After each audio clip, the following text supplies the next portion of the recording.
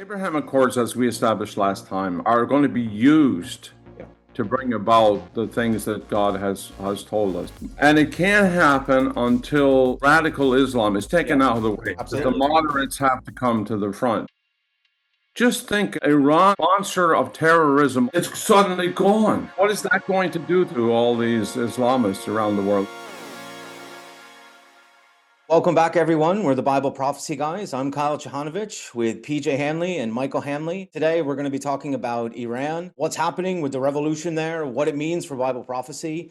And we're going to take some time to really break this down because it has major ramifications for the future and ultimately the coming of the Lord. Well, it's absolutely amazing what's happening in Iran.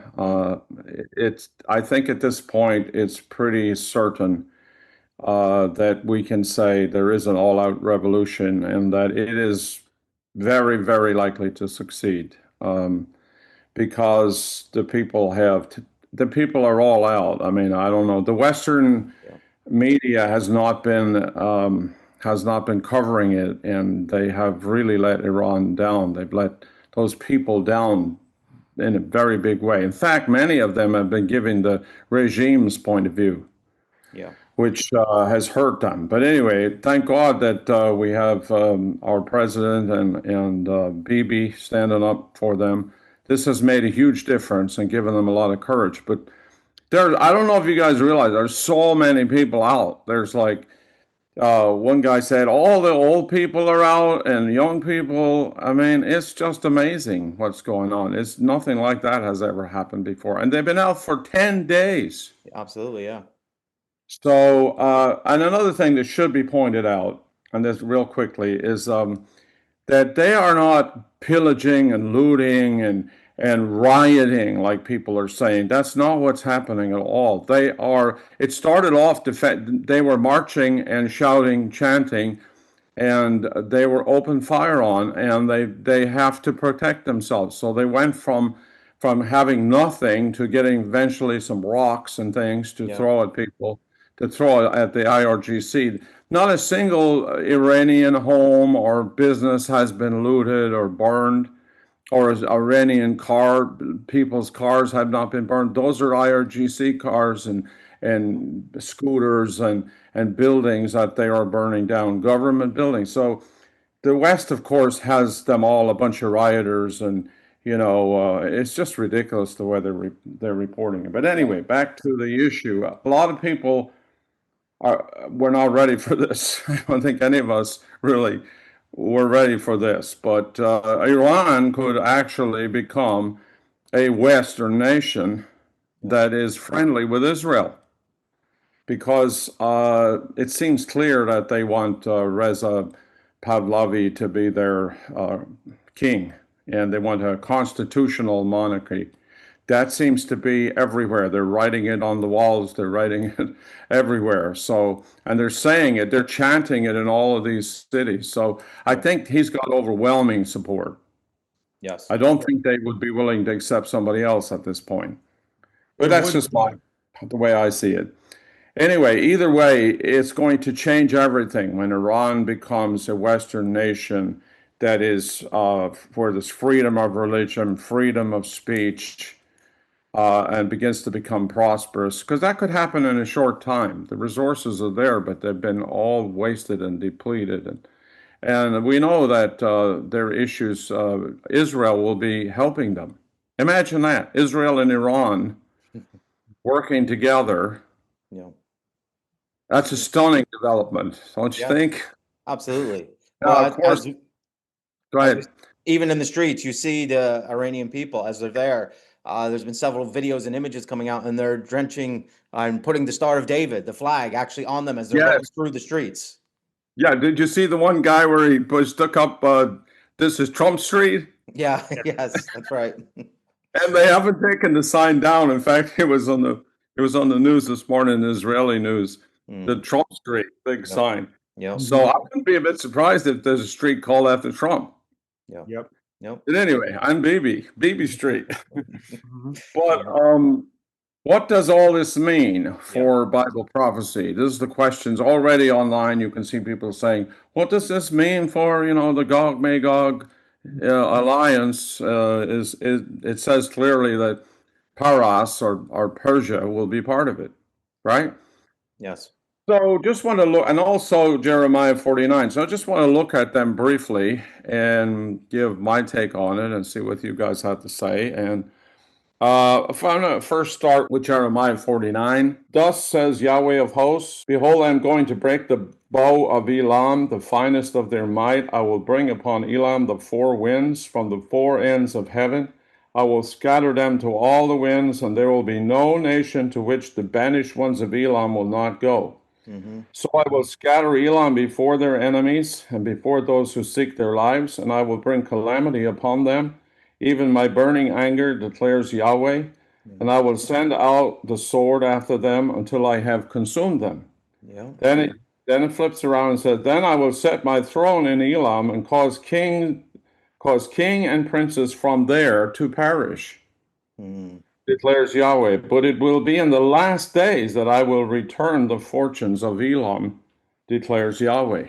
Yeah. Okay. So it's interesting. One of the things right off the bat is that Elam apparently was very good with bow and arrow.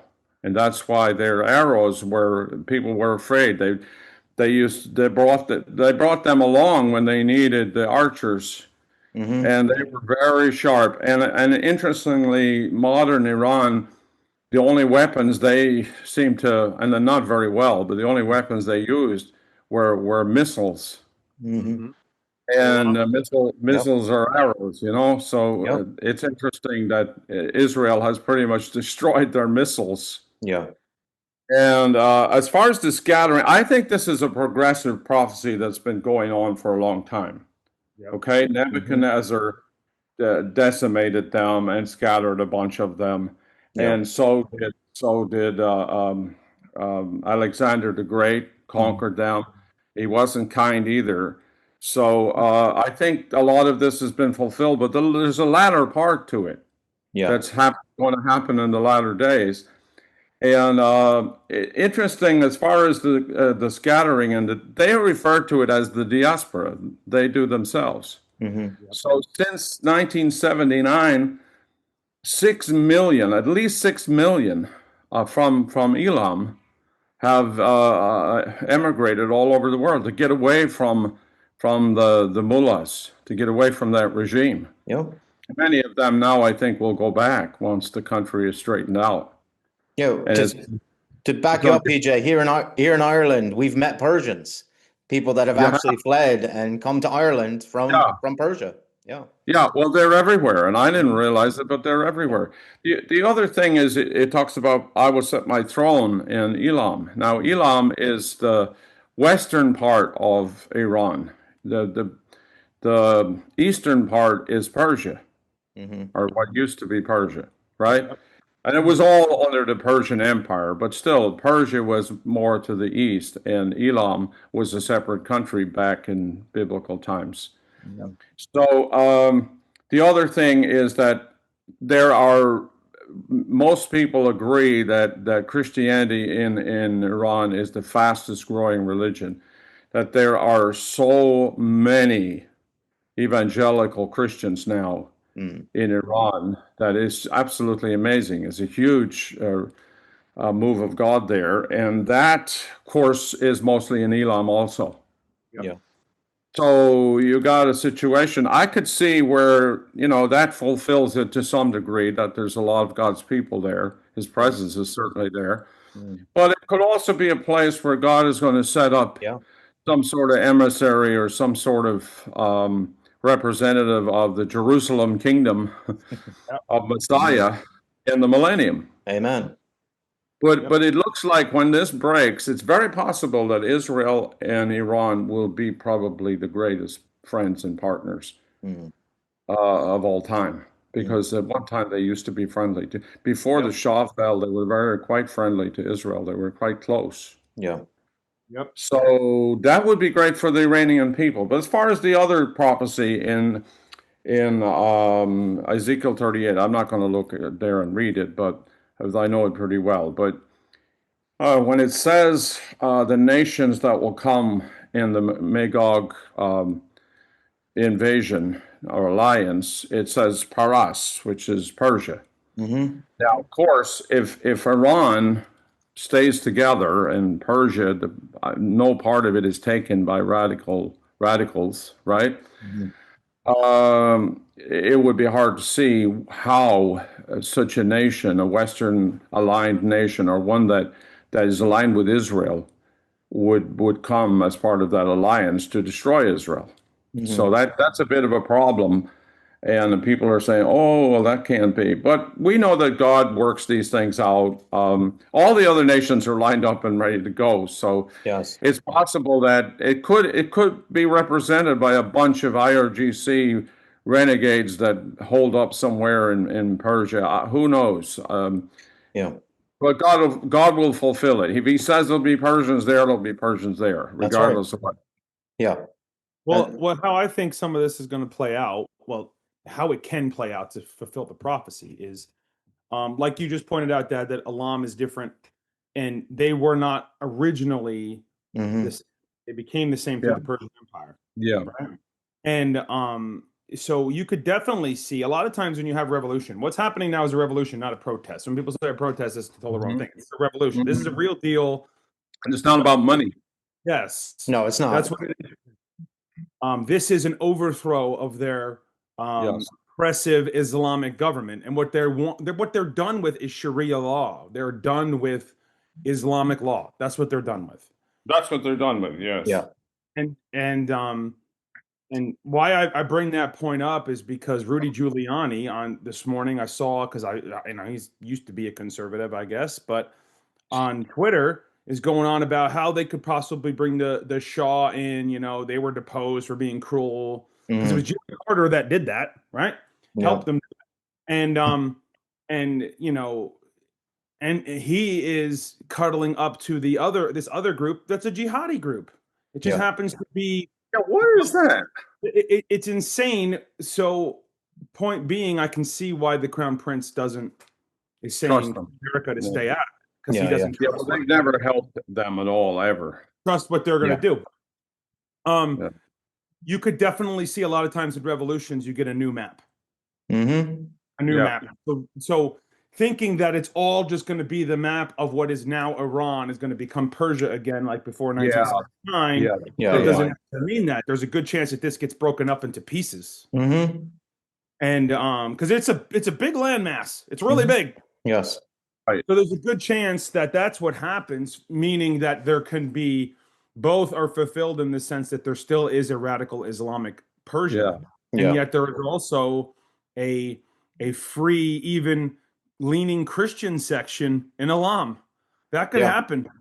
Yeah. or it's only one battle. It's possible that even if they have a Western-leaning aligned nation with Israel, that Mm. that somebody takes over Yep. that isn't, and it goes that way for a season. That's possible too. Yeah. Yes. Well, I think that also plays into what we were talking about last Look what time. happened to us. Yeah. Sorry, Yeah. go ahead. No, but how it plays into what we were talking about last time, how we could see Elam or Iran in that area joining in if as this continues on in this revolution into the Abrahamic Accords. Back to Ezekiel, I just want to throw something out there really quick. I remember studying this when Iran first, sorry, not Ezekiel, excuse me, Jeremiah 49. When Right. all the missiles were being fired, I remember looking at this prophecy about Elam 39. It says, but it will come about in the last days that I will restore the fortunes of Elam. But it's interesting in the Hebrew, if you read it, can also be translated the captives of Elam, which would play into what we were talking about before, the whole thing of this dispersion that has happened.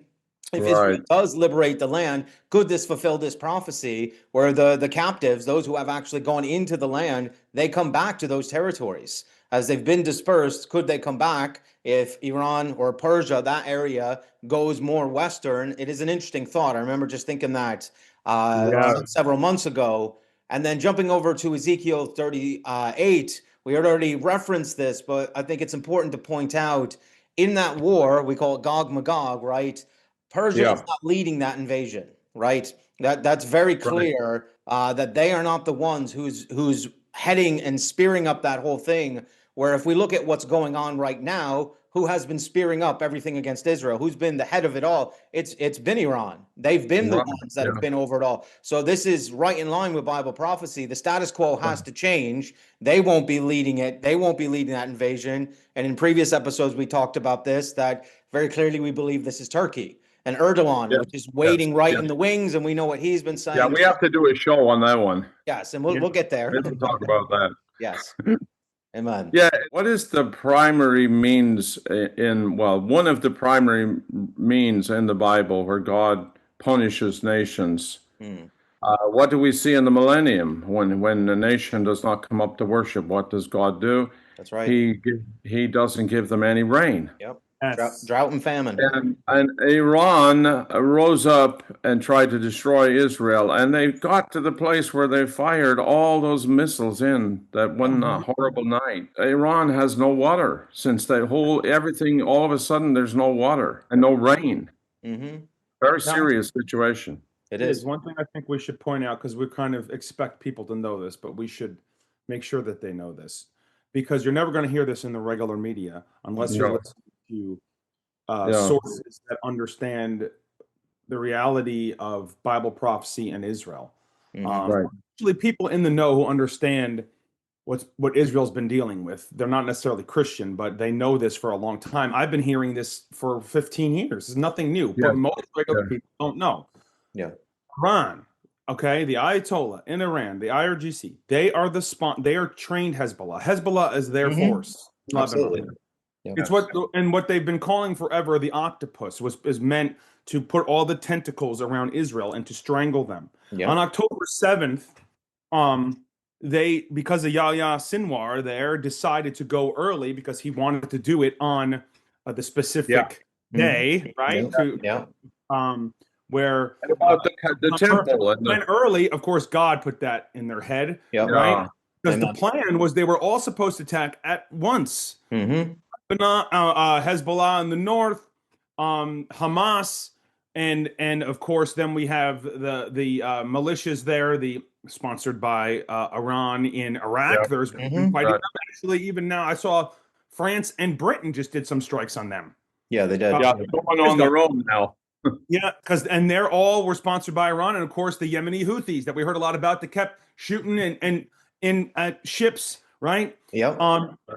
They're all backed, sponsored, founded by the mullahs of Iran. That is their plan. Was all of these different groups were supposed to surround Israel, the Ring of Fire, and crush them. That was the plan. So since but the Lord frustrated their plan, amen. And now they're all falling like dominoes, one by one by one. Iran went from this feared country with all this axis of evil a couple of years ago to now about to fall. And most regular people do not understand how humongous this is. They just you have to understand that all of those different groups were funded by Iran. They're all Iranian proxies. Yes. Amen. And you're not going to get that on the mainstream media at all. No, of course not. I just want to jump in here for a second. I think the thing that provoked Sinwar to go forward at that time, I could be wrong here, but I think it's their own testimony that they said it was the Al-Aqsa flood. Yes. So it was the talk of what Israel was doing with the cows, with the red heifer, that provoked them to go to war for Al-Aqsa, which most people don't realize is the mosque that's on the Temple Mount. Okay, not the shrine, not the Golden Dome. That's the Dome of the Rock, but not that. That's not a mosque. Yeah. But anyway, and now they've just repeated it. Hezbollah too. Just to add in with that, because I think it's important. Hezbollah also. And when they were firing, Israel started going after Hezbollah because they were coming from the north and all their materials. And then they kept posting on Lebanese TV and everything that the martyrs were dying on their way to Jerusalem. Go ahead. Right. Well, we said at the time that this was a war for the temple. And lo and behold, they came out and said it. Yeah. And all of the Israeli soldiers, well, a lot of them had the temple patch on their True. uniforms. Yep, that's And right. it's amazing how that all really that's what it's about. It's like God is showing us clearly what it's Amen. about. That's right. Amen. Amen. And the Lord's will be done. That's right. Well, to throw a verse in there, one we all know, so important. Psalm 33 sums up what we saw happen regarding that. The Lord nullifies the counsel of the nations. He frustrates the plans of the people. The counsel of the Lord stands forever, the plans of his heart from generation to generation. And that's definitely what we saw because on October 7th, yeah, it had to do with Sukkot and all of that in the temple, like we've been talking about. But yeah, the Yeah. plan was for all of them Iran, Hezbollah, the But Houthis. It Hamas was went out supposed of to be a order. big boom, but the Lord Mhm. frustrated it. And we see how he, through all of that, as hard as that was, this is what awoke the sleeping lion, as we say. This is Yeah. what Yeah. awoke Israel. God used this. And now we are Yeah. seeing that major push forward in the strength of Israel, as the Lord said, like Mike was saying in Ezekiel 37, but also Zechariah chapter 12, how the least of them will be like David and how they're Yes. becoming so mighty. Amen.